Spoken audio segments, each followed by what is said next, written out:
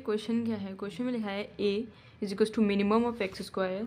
ये जो क्वेश्चन लिखा है इसमें बोला गया है कि मिनिमम ऑफ एक्स स्क्वायर, इसका मिनिमम, ये क्वाड्रेटिक इक्वेशन है, x belongs to real number, हमें इसकी रेंज निकालना आता है तो इसकी मिनिमम वैल्यू क्या होती है, इसकी मिनिमम वैल्यू होती है माइनस d/4 है। तो अगर हम इसका d निकालें तो ये माइनस ऑफ d, इसका b स्क्वायर 4 माइनस 4 3 से 12, ठीक है, दैट विल बी 4, ठीक है। ये हो जाएगा -8 और माइनस माइनस ये हो जाएगा प्लस का 2, ठीक है। ये तो डायरेक्ट हमने रिजल्ट याद किया है, 1 minus cos theta by cos square theta. इसकी वैल्यू अगर ये टेंड्स टू 0 होता है तो इसकी वैल्यू क्या होती है, हाफ। और हमें क्या फाइंड करना है कि समेशन ऑफ बेसिकली a की पावर n एंड b की पावर दिस, ठीक है। तो इस वैल्यू को अगर हम सॉल्व करने जाएँ तो हम अगर देखते हैं तो हम यहाँ पर इसको लिखते हैं r बराबर 0 से n तक, और ये है 2 की power r into b basically half है, half into n minus R, ठीक है। तो ये ध्यान से अगर हम इसको अगर ओपन करके आपको एक बार दिखा दें तो एक जीपी बनेगी, ठीक है। ओपन करके इसको लिखते हैं, इसको ओपन करके लिखा तो ये वैल्यू आई हमारे पास। अगर ध्यान से देखो ये r 0 से स्टार्ट हो रहा है n तक जा रहा है, तो इसमें जो टर्म्स है ना वो टर्म्स n+1 टर्म्स है इसमें, ठीक है। ये चीज़ याद रखना, क्वेश्चन में मिस्टेक्स हो जाती है, n+1 टर्म्स है इसमें, और ये हमने ओपन करके लिखी है, ठीक है।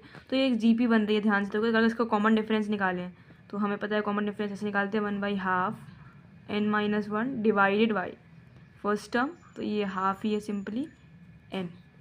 तो यहाँ से अगर हम देखें तो ये n माइनस, तो ये -1/2 की पावर -1 हो जाएगा जो कि 2 हो जाएगा। अगर हम इसको सॉल्व करें तो कॉमन डिफरेंस यहाँ से 4 आ जा रहा है। तो n टर्म्स के जीपी का सम हमें फार्मूला पता है, अगर हम उसको अप्लाई करें तो देखें क्या होता है। तो जीपी का फार्मूला क्या होता है, फर्स्ट टर्म हमारे पास क्या था, हाफ की पावर n, ठीक है। First term into common difference क्या था 4 इंटू नंबर ऑफ टर्म्स कितने थे 1 -1 divided by common difference basically 4 - 1 है।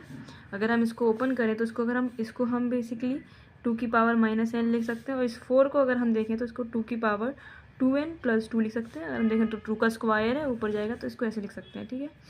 तो अगर इसको हम सॉल्व करें तो इसको अंदर मल्टीप्लाई कर देंगे तो ये हो जाएगा 2 की पावर n + 2 -1/2 की पावर n डिवाइडेड बाई 3, ठीक है। अगर इसका एलसीएम लें तो ये 2 की पावर 2n + 2 हो जाएगा। वहाँ से हम अगर 2n को कॉमन निकाल लें तो ये 2 की पावर 2n + 1 हो जाएगा। 2 की पावर 2 क्या होता है, 4 होता है, तो ये हो जाएगा 4n + 1 -1, और ये 2n जो एलसीएम में था वो इधर उसके साथ में आके 3 2 की पावर n हो जाएगा, और ये हमारा इसका आंसर हो जाएगा, ठीक है।